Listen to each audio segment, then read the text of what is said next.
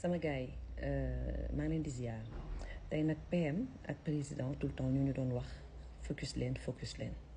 kon aujourd'hui dama bëgg ngeen ñëw ñu àndandoo waxandoo leen ñoom nañ focus parce que ñoom nañ dénk lépp te ku ñu jox lépp nag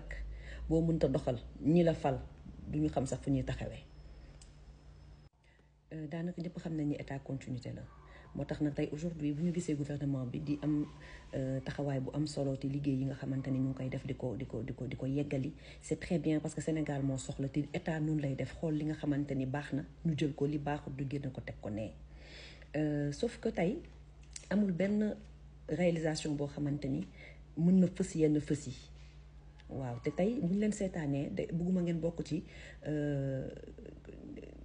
gouvernement yi nga xamante ni dañuy ñëw di wax waxu chiffre rek di liggéey di def chiffre effectivement mais population bi am na fu muy bëgg a déggee bu fa diggeewul rek dootul gisati li nga def surtout que une population boo xamante ni du ñu jug di leen éduquer parce que ay xale lañu jeunes yee fi ëpp.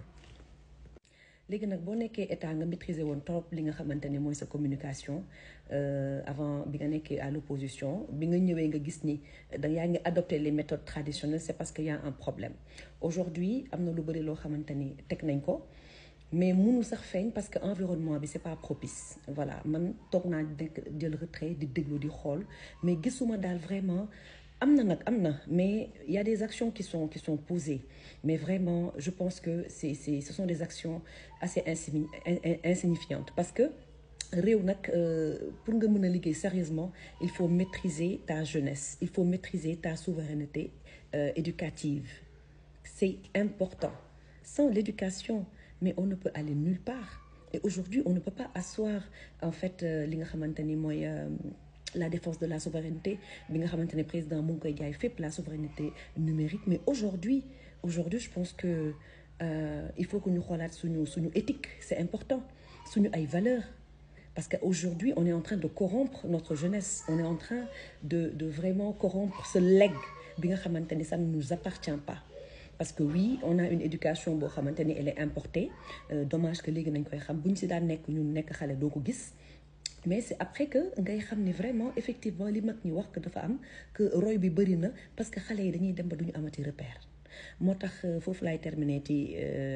balaa vidéo bi di jeex parce que dañ ko doon defaat nii ndax dafa doon dagg ñu mën ko def benn wala ñaari vidéo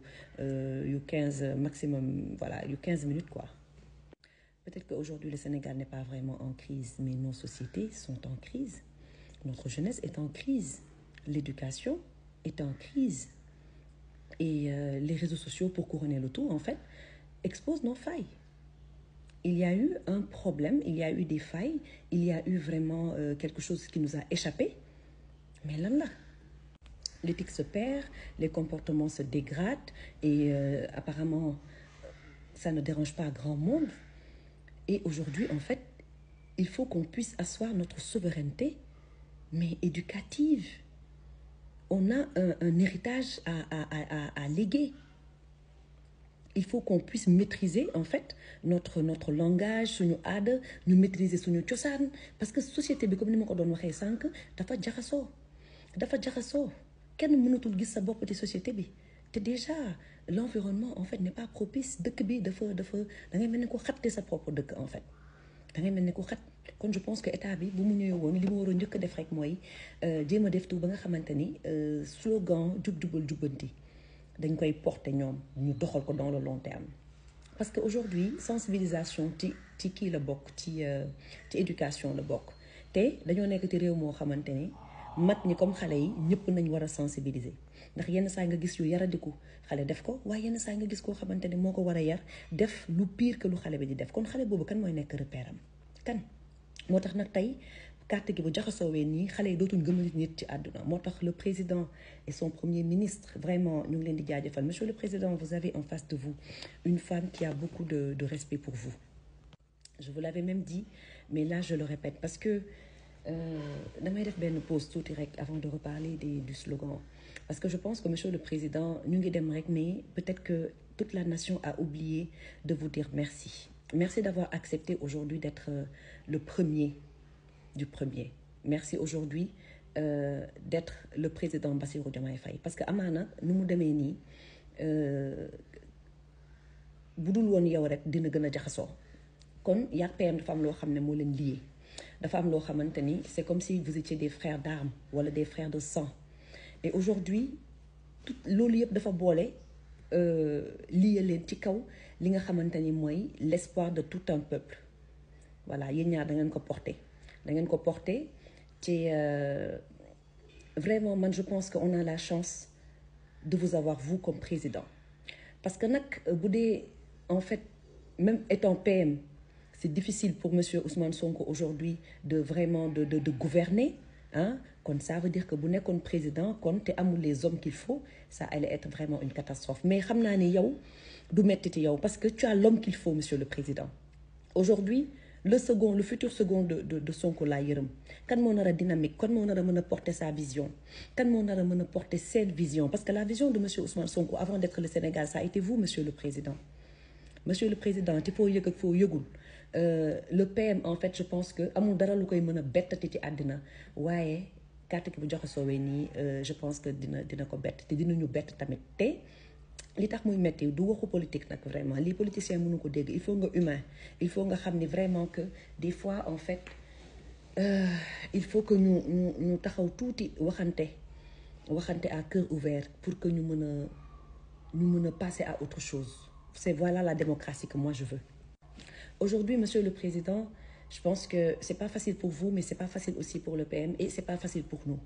moo tax génn gi nag baax na ci sax génn gi baax na ci PM tamit nattaan boppam tuuti xam ni nit ñi nee nañ tekk rek waaye ñu ngi koy bàyyi xel waxuñu ko dina yomb mais tey dañoo am ay nawle te mu am ñoo xamante ni dañ leen voteel kon ñooñu nga xam ne ñoo leen voteel tey waxuñu ko problème du am de si parce que waxoon ngeen sax yéen meeting ba Mbour que ça n'allait pas être facile waaye que di ngeen dem ku ci jàdd ñu xëccaat la ne la déet fa nga jël baaxul doxalal ñëpp tàccu yuuxu aujourd'hui vous êtes mis à l'épreuve kon nangu leen épreuve bi parce que épreuve bi du pour yéen kese épreuve bi dafa ñuy wan ñun est-ce que nit dina mën a ànd ak nit ci dëgg parce que Sénégal nag dañoo soxlawaat am tuuti espoir dañoo soxlawaat am benn vent un nouveau vent ñu mën a respirer ñu mën a gëmantewaat ñu mën a bëggantewaat te président loolu ci yow nañ ko yaakaar ndax dëkk bi jaxasoo na jaxasoo boo xamante ni ku dal rek moo ñu doon arrangé kon choix wu PM mi nga xamante ni ñëpp xam nañ problème bi duñ ci ñëwaat mais le fait que mu porter un choix ci yow te j'en suis certaine que am na ñeneen ñu taxawoon kon il faut ñu bàyyi xel lépp monsieur le président parce que système du ñenn lu dul ñenn ñi nga xamante ne dañoo bëgg a tirer profit seen intérêt ñoom individualiste lañu ñoom maanaam ñoom ak seen ñoñ ñi doxal rek na loolu dox loolu mooy le système te loolu dina am seen parti système sax day am ci kër yi waaw jaxasoo day am ci kër yi ñàkk déggoo sax day am ci ñaar ñu bëggante mais est-ce que loolu tax na sëy je ne pense pas papa yeeg mère yi du ñu jóge mukk ci defat ay sëy parce que waxtaan ba juboo nañ wax rawatina nag vraiment mu nekk ñaari nit yoo xamante ni espoir la réew ay âme 18 millions d'âmes am ci ñoom même ñi nga xamante ni voté wuñu tey en fait ñoom sax nañ war a gars yi dañoo war a gën a liggéey pour fédérer leen voilà ñu def benn trêve waxuñu nag bu kenn wax sa soxla on ne peut pas avoir le monopole maanaam nga nekk fu koo xamante ni en fait yow rek yaay wax wala keneen du wax déedéet loolu moom kenn mënu ko am mais li ñu mën a am mooy tey je pense que kenn warul bañ critique parce que une critique constructive une critique bienveillante mooy tax nit di avancer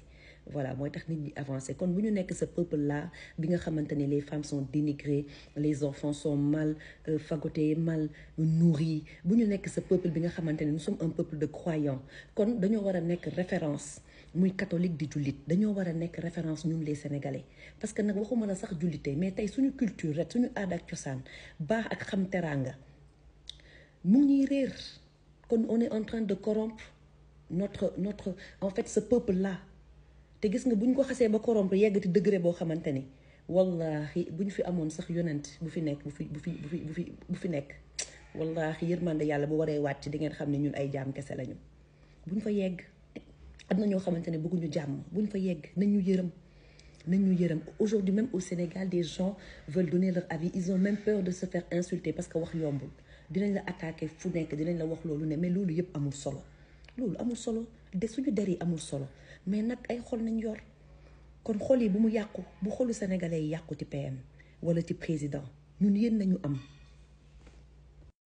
léegi nag balaa ñuy mën a tëj ñu daal di waxtaanee li nga xamante ne mooy problème yi am ci hôpitaux yi da ngay dem urgence turu urgence doo nga fa ne on te traite pas bien on te traite très mal et aussi du ñu yem seulement ci patients yi sax ça veut dire que service bi ñuy joxee ci service public yi vraiment qualité service bi c'est médiocre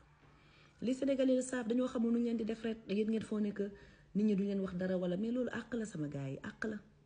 kenn baaxul joxewu ma moral kenn am naa lu ma doy mu bëgg tubéy mais li Sénégalais yi wax mooy dëgg dañoo war a assainir fépp ba pare médecins yi tamit boobu ba tey ñu ngi toog di def ay revendications mais nit naka la mënee bëree problème ba pare di mën a faj ak xel mu sell mënta nekk ça ne justifie pas nag quand même le traitement bi nga xamante ne ñenn ñi dañ koy am ak patients yi non rien ne le justifie fii dañoo war a defaat sax éducation pour que nit mën a am amour du travail lépp nañu war a xoolaat parce que sénégalais yi dañuy bëgg liggéey mais boo leen joxee liggéey xool leen seen entourage rek koo jox xarmat wala yenn liggéey yi mais non bu dee 100 ouvriers 10 yi ñooy sérieux bu dee 100 chauffeurs 10 yi ñooy sérieux mais faut pas qu'on soit du nombre vraiment des perdants non am nañu élite nit ñi fii macha allah les sénégalais quand même sont instruits sont cultivés mais pourquoi ça ne se reflète pas sur notre mode de vie c'est parce que amuñu éducation bu base bu baax lii rek mooy dëgg bi du neex a wax mais lii mooy dëgg bi agression yi ci réew mi ëpp na te aussi dafa am benn genre mal-être Pastef mooy tey erreur bu ndaw boo ko defee sax dañuy bëgg appliquer automatiquement ci yow mi nga xam ne yaa voté Pastef jubal jubbanti c'est très bien mais quand même li ba war a équitable parce que même ñi nga xam ne dañuy jubal yenn saa ñu juum bu ñu fayantoo te bu ñu en fait dugalaat suñu bopp ci beneen guuta boo xamante ni duñ fa mës a jukk le Sénégal a besoin de se relever le Sénégal a besoin de sa jeunesse le Sénégal a besoin de vivre dans une cohésion sociale adaptée pour vivre sainement dans un cadre sain sans savoir pas de foi solide sans éthique pas de société stable et sans transmission pas de futur kon nag on n'a qu'à se concentrer sur l'essentiel gérer notre communication, gérer notre éducation, se respecter, aimer sa patrie, sensibiliser. Il faut aller sensibiliser, aller à la rencontre des Sénégalais. Nañ dem gisanteeg ñoom saafonteeg ñoom du tee nag ñi war a liggéey di ñu liggéey parce que nag nit ñi xaar bi yaa ma gën a xam Sénégalais yéen a ma gën a xam sax Sénégalais yi voilà te ñi nga xamante ne boobu ba tey ñu ngi toog di ci jàpp yal na leen yàlla defal jàmm yàlla taxawu leen. voilà kon nag je pense que fii nañuy yemalee vidéo bi di ñaanal PM bu baax a baax di ko masawu tamit li nga xamante ni dund na ko te aujourd'hui sax man je pense que c'est un pari gagné parce que tey man daan na moon du ma woon neex sax bu nekkee dañuy ñëw rek en fait def seen loi sans waxtaan kon c'est pas le Pastef que je connais c'est pas le Ousmane Sonko qu'on connaît. Mais aujourd'hui aussi il y a des réalités mooy faut pas que en fait le PM vraiment mu gën a mën a épuisé wu parce que il a tout donné pendant des années moralement il a donné de sa personne ainsi de suite ba yàlla tey def lii kon tey c'est au tour du président de porter cet homme en fait pas seulement c'est pas parce qu'il vous a porté jusqu'à la République mais il vous a porté dans son cœur voilà vous êtes son choix kon nag yàlla bu leen dara tàkkale waaw def leen di ngeen daan def xuloo xeex xiiroo ŋaayoo après nag ngeen juboo voilà ñàkk waxtaan nag baaxul ci ay kilifa yuy ànd parce que su boobaa rek njaboot bi dina gën a féewaloo te yéen a war a stopper loolu yépp parce que nag da ngeen am ay noon da ngeen am loo leen ñu waxoon ngeen jaay ñu ko ñu bëggoon un système qui change mais on ne veut pas d'un système dans un système loolu c'est un poison et je pense que les Sénégalais ne vont pas l'accepter voilà te xam naa ni sax duñu yegg foofu voilà duñu yegg foofu kon nag yal na leen yàlla defal jàmm te tamit ngay gën a ñëpp ngeen di gën a ubbeeku en fait na DG di ubbeeku ministre yi nañ wàcc voilà vous êtes vraiment ci benn air boo xamante ni ñun yaakaaruñu woon sax que dina am ay ministres yu tëju bon pas pour man sax personnellement sincèrement mais pour ñi nga xamante ni en fait dañuy soxla les Sénégalais n'ont plus besoin de connaître quelqu'un pour que seen soxla di faju wala di génne loxo ci poche pour que seen soxla di faju nit boo indee changement sa administration la war a njëkk a feeñ mais dans l'administration on note encore des manquements yoo xamante ne c'est à corriger voilà c'est à corriger kon da ngay alléger un peu vraiment ñu ngi la koy ñaan am nañ droit ñaan lañ ko ndax yaay suñu kilifa voilà ñun ñooy njaboot bi kon doxalal ak sa PM xel yi mën a dal parce que sinon dina nekk benn xaajaloo boo xamante ni taluñu benn guerre interne voilà wala ay problème crypto personnel nañ continuer di doxe di joxe don de soi moo tax nag tey ma génn parce que waxee Sénégal yombul surtout que vraiment que dañoo adopté léegi benn femme boo xamante ni vraiment yàq der wax yàgg na fi sax mais dafa gën a ñaaw daal dafa gën a ñaaw kon waa cybercriminalité bu leen xaar dara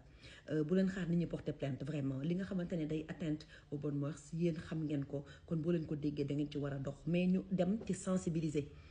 voilà dem ci sensibiliser di waxtaan ak nit ñi tey nit boo koy jàpp sax da nga ko war a jàpp dans le respect dans la dignité ça ne sert à rien de piétiner la dignité de quelqu'un te Sénégal ñun loolu dañ ko mën kon nag maa ngi di jéggalu di leen defal jàmm di leen defal sutura bu baax a baax di leen ñaanal sutura bu baax a baax